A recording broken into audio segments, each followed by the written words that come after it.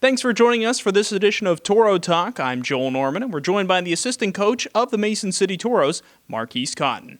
And Marquise, last weekend the Toros took on the Wilmer Warhawks, a team who you guys have seen plenty this season so far.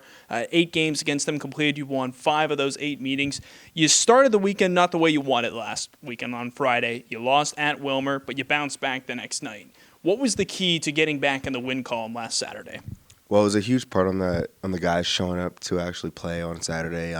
Nick and I really kind of gave them a little bit of tidbits to kind of live by a little bit on Friday night, and they showed up Friday, ready to play, but just needing to dial it in a little bit more, and so we dialed it in on Saturday for sure and got the win. And giving credit to Wilmer, that's a great opponent. That was their 4th shutout in a row. They've been fantastic defensively, especially as of late. It just seemed like there needed to be a couple of technical changes the next day. Would you agree? Yeah, for sure. Can never look past Wilmer. They're always a good team to play against, and it's a lot of fun to play against them because it kind of really pushes us to our limit, and we really have to kind of show up in order to make that win happen. So credit to them for sure. Absolutely. And they won. It ended up being 3 of the final 5 meetings in the season. So they finished the year stronger against the Toros. And, of course, if the season ends right now, Mason City would be matched up against Wilmer in the postseason. Another challenge you guys kind of had last weekend, and it's not always a challenge, but getting new guys used to playing with each other can be a learning process, I think is the best way to put it. Ethan Peterson joined the team, as well as Derek Humphrey. Those are a couple of guys you kind of tossed into the wild. They got some great opportunities. Humphrey's, centering the third line his first night. Next day, he's on the first line. Talk to me about what those two bring to this team and what you've liked about them so far. Well, they fit right into our group. Both kids are really good kids. Maybe a little quiet at first, but I think every kid is in a new environment. But they came in and did their jobs the right way, and Nick and I are giving them every opportunity to succeed and seeing where they kind of fit into the lineup and not trying to disrupt anybody else's flow out there, but also just, and the group knows is create a good environment for everybody so that we can succeed together. I think that's the thing you have to love about this group is I think they do a great job of welcoming in the new players and making you not feel like it's an adjustment process. Would you agree? Oh, 100%. Our guys have been great with that this year. Credit to our vets on being able to, leave the locker room with open arms every day for new guys coming in, making room for them and, making them feel welcome and a part of the team.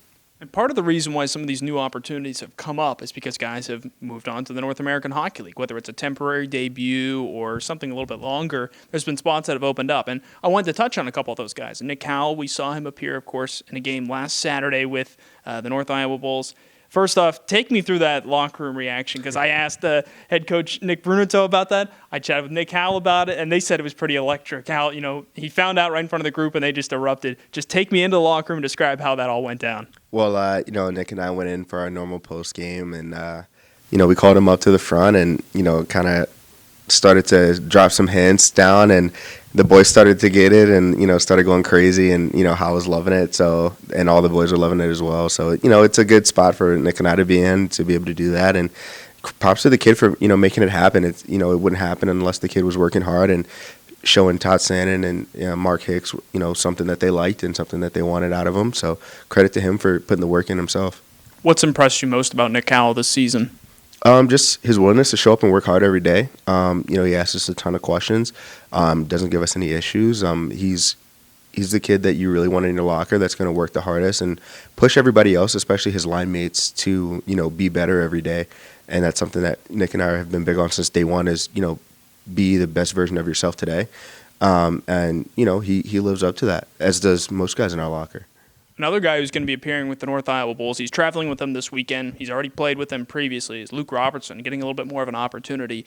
Touch on him a little bit. Robertson's been such a unique player this year, jumped between lines. He seems to make his line mates better regardless of who he's playing with, kind of like what you were talking about. What's impressed you the most about him this year? Well, Robbie has one speed, and it's on go every time, and I think that's something that attracts a lot of eyes, and he does a great job with it. He's always going. He always has good energy on the bench as well. Keeps his teammates up and going. The kid never says no, and he always does his job, and he does it to the best of his ability. And you're going to get a hard couple minutes. If it's a couple or if it's 20, you're going to get hard minutes from him every single night, and he's going to make the other team's life a little bit tough. So that's what you're looking for, and the kid does a great job of it. tough to play against, obviously a big part of his game in general. We'll talk about this coming weekend series in just a moment, but one other thing I want to touch on from last weekend, this past Saturday, that 3-1 win, a couple defensemen getting some goals on that one. Had to be really cool to see defensemen getting involved in front of the offense, because anytime you can get, especially them scoring over half the game's goals that night, pretty good sign. Have you guys been trying to encourage the defensemen to maybe get up on the rush a little bit more? We saw that on Matt Kochanowski's goal, where he was a part of a 2-on-1 the other way. Are you guys kind of encouraging more guys as they get more comfortable to pinch up at all? So the way we kind of run it is you've seen Slothy join the rush a good bit. Rexy has done it quite a bit. We task our guys with being smart, and they pick your spots and get in, get out kind of deal. And usually when they go in, they end up with something. So I think that's a credit to them for getting in at the right spots and picking their spots quite well. I think it's huge having other guys doing that too, because Brendan Sloth has missed some games recently due to injury. So to be able to have players still able to comfortably do that and an aid to the offense has been huge. Would you agree? Oh, 100%. It's nice to have some scoring from other places on the ice. Kind of makes us a little bit more unpredictable, I think, on the pre-scout for other teams. So I think it's good that the scoring gets spread out a bit, and guys are contributing, and maybe they do it in different ways, but it's good to get on the score sheet every once in a while. Let's talk about this weekend's opponent, the New Ulm Steel. You haven't seen them in a couple months. Feels like this was a completely different team in a lot of ways. Several players since then either up or gone, or you've added a few new players since then as well. How tough is it to kind of prepare, knowing that's the same case for them? How tough is it to prepare for a team you haven't seen in so while? You talk about these pre-scout meetings. You don't have as much, of your own experience to go off of in preparation. Yeah, it's a bit tough coming back to a team after a long stretch of playing the same teams in and out of weekends. But credit to them, they've been toughing it out. They did a good job at the showcase as well. So we got to see a little bit there, and that's what we kind of take into the pre-scout for sure. And watch some recent game film as well, and just go from there and try to see what things they have changed. And credit to them for picking it up in the showcase for sure. And as you know, the West Division came out pretty well in that. So it just goes to show how tough it is week in and week out for us, no matter who we're playing. Yeah, they had a strong showing 2-1. They were just the only team to lose at the showcase from the West Division. It's just so crazy that's how the way it turned out. It is a team who you're going to see a lot over the next few weeks in general. Like we talked about that with Wilmer the first half of the season. Felt like pretty much every other week there was a game with them. Now you're kind of into a stretch of that with New Ulm. Do you think that helps a little bit, seeing a team a little bit more frequently in a way? Definitely so, because you can start to figure out their cues and see what you want to get against them, and probably vice versa as well. But it will help us in the long run, being more prepared and better prepared rather.